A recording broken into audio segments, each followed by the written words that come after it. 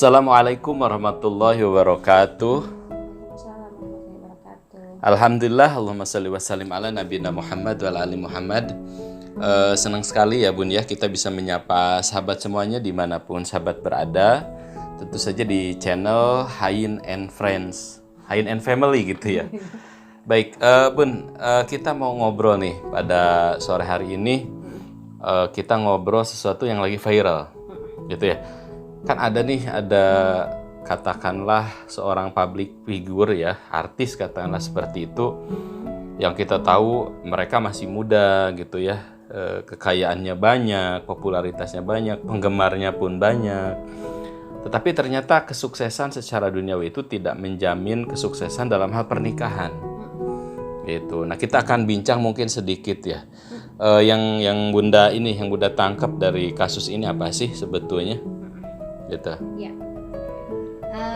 kalau yang bunda juga ini sih ya, sekedar lihat selintas-lintas aja sih ya Bi ya, karena kadang khawatir juga terlalu kepo gitu ya, dianggap cari aib cari aib, Membongkar aib ya, membongkar gitu aib ya. gitu. Jadi ini istilahnya ya sekedar yang selintas aja lah, jadi yang setahu Bunda aja ya. Jadi yang ini adalah yang sangat disayangkan adalah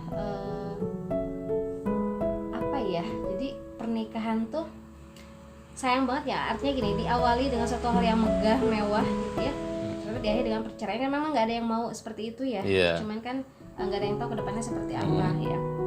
Cuman yang sangat disayangkan adalah tersebarnya ini gugatan perceraiannya itu Bi, sampai sedetail itu tuh tersebar. Nggak tahu ya itu siapa oknum yang bisa menyebarkan itu. Dan inti dari gugatan cerai itu adalah permasalahan antara menantu dan mertua sih, yang Bunda tangkap sih seperti itu. Dan sedangkan si suami sebagai pihak tengah ini tuh kayak kurang bersikap bijak, atau porsinya tuh sini mungkin ya. Gitu. Itu sih yang amat disayangkan, seperti itu aja sih. Oke, kita alihkan ya, kita tinggalkan kasus itu. Dan Abi pikir banyak sekali kasus-kasus dalam hal rumah tangga yang tidak jarang berujung ke perceraian. Dan yang tidak jarang juga teman-teman sahabat semuanya itu berawal dari masalah sepele, masalah komunikasi gitu ya. Yang paling utama itu ada kalanya komunikasi dalam hal tidak memahami bahasa kasih pasangan. Ada istilah bahasa kasih pasangan ya Bun ya. Baik, teman-teman juga baru dengar nih bahasa kasih. Jadi ternyata setiap orang itu secara penelitian itu ada bahasa kasihnya masing-masing gitu ya. Nah, lebih jelasnya nih kita akan mengulik sedikit nih sama Bunda nih, sama Bunda Hayin. Bun, bahasa kasih itu gimana sih sebetulnya? Gitu. Ada berapa macam kah gitu manusia itu? Kalau nggak salah ada ini ya, namanya bahasa kasih itu ada 4 ya Bi ya, gitu ya. Jadi setiap orang itu istilahnya tuh di dalam dirinya masing-masing tuh ada sesuatu hal yang ibarat baterai mah harus diisi ya Bi dengan bahasa kasih gitu. Dari 4 ini tuh ada yang dominan, jadi semuanya memang kita butuh bahasa kasih ini. Cuman ada yang dominan, ada yang enggak begitu ya. Dari bahasa kasih itu diantaranya ada pujian. Pujian yang pertama. Lalu yang kedua sentuhan. Lalu ketiga waktu. Lalu yang keempat jadi lupa. Hadiah ya. Oh iya, hadiah betul. Jadi ada tipe orang yang yang kayak sama 5 mohon maaf, ada 5. Satu lagi pelayanan. Ya. Jadi mungkin gini sahabat ya, kalau dijelaskan itu, jadi ternyata setiap orang itu punya bahasa kasihnya sendiri-sendiri. Ada 5 kriteria ya. Ada orang tuh yang senangnya dikasih hadiah gitu ya. Kalau dikasih hadiah tuh seneng. Betul. Yang kedua ada orang yang senangnya tuh dipuji gitu ya.